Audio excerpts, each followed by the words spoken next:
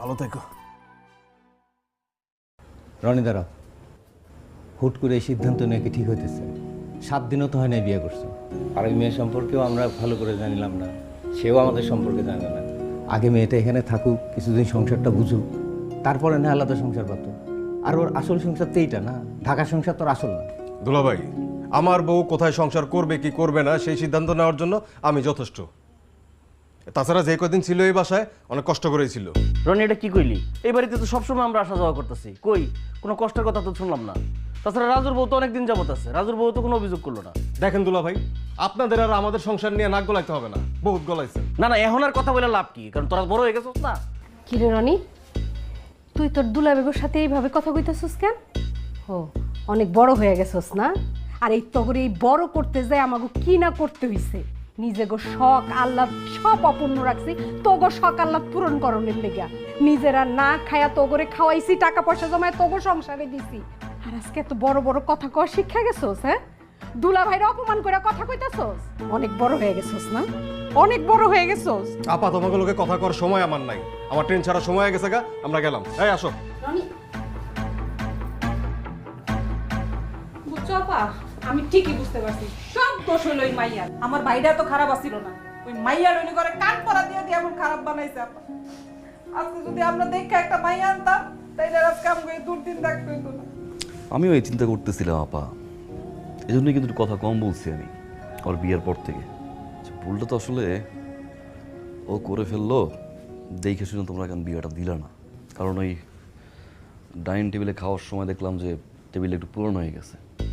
32 inch TV দিছিল, তো আর এখন চলে না।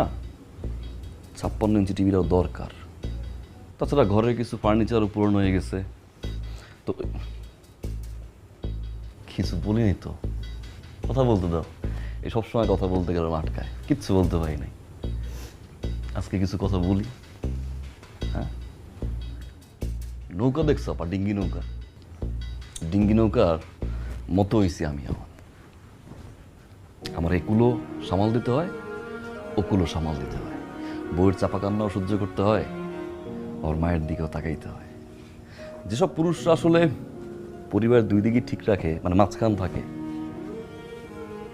এদের ভিতরে যে কি পরিমাণে কষ্ট, এটা আমি এতদিন বুঝি নাই, কিন্তু এখন বুঝি। বড়পা, কিছু কথা আজকে বলি না। আমি খুব অবাক হই যখন আপনি আমার বউরে সংসারের দায়িত্ব শিখান।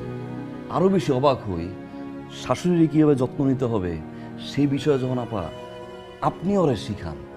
আমার খুবই খারাপ লাগে। আপনার শাশুড়ি যে প্যারালাইজড, তার যেটা যত্ন করা উচিত, তার পাশে থাকা উচিত, সেই চিন্তা কোনোদিন করছেন আপা? আপনি কিন্তু করেন না আপা। আপনি করলে মাসে 30 দিনে 15 দিন এই বাড়িতে এসে থাকতে পারতেন না। আপনারটা না হয় বাদই দিলাম, আপনার তো শাশুড়ি, কিন্তু এই যে আমার বড় দুলা ভাই, আপনার তো মা না। আপনি মায়ের চিন্তা না করে আপনি সব সময় খালি আপনার বউর আচরণ নিচে পড়ে থাকেন। বউ যদি বলে ডানে, আপনি যাবেন ডানে, বউ যদি বলে বামে, আপনি যাবেন বামে। আপনার লজ্জা করে না দুলা ভাই? ছোট দুলা ভাই, ঠিক বলছি না? বলেন, বলেন না একবার ঠিক। সবসময় তো ঠিক ঠিক ঠিক ঠিক করেই গেল না। আপনার বাবার মৃত্যুবার্ষিকী গেল আর আপনি থাকেন এই বাড়িতে, একটা মিলাদ পর্যন্ত পড়াইলেন না। আর ছোট বাবা, তোর কথা আমি কি করবো?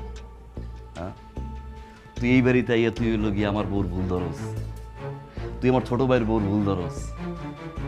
তার বউ কেন তার কান পড়া দিয়ে এই বাড়ি থেকে তারা নিয়ে গেছে ঢাকায়? মেয়ে খারাপ হয়ে গেছে না? আর তোর যে জামাইয়ের 3টা বোন ঘর দিয়ে আলাদা করে দিলি, বাপ মা আলাদা করে দিলি, পুরো একটা বাড়িতে তো জামাই নিয়ে একা থাকস, তোর লজ্জা করে না? তোর লজ্জা করে না? তুই এবার আমার ছোট ভাইয়ের কস যে ওর বউ সবকিছু কান পড়া দিছে, ও খারাপ। একটা মেয়ে তার জামাইকে বুঝাই শুনাই এই বাড়ি থেকে নিয়ে গেছে, সে খারাপ। আর একটা মেয়ে বাপ মা সবকিছু ছেড়ে এই বাড়িতে পড়ে আছে, যা বল। মা আজ পর্যন্ত রান্নাঘর ঢুকতে দিচ্ছে বিয়ের পর থেকে? বড় না মা, সত্যি বড় না মা, দিছে, ঢুকতে দিচ্ছে মা? দেয় না তো না?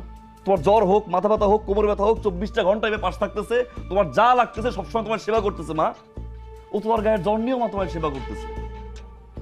আচ্ছা, ভালো সংখ্যাটা কোথায়? আমার একটু শিখাও না, আমি একটু শিখতে চাই সঙ্গে বলতে। ভালো ভালো সঙ্গে কই? এই দুলো ভাই আপনি কথা বলেন না কেন? এই বড় দুলো ভাই, আপনি কথা বলেন না?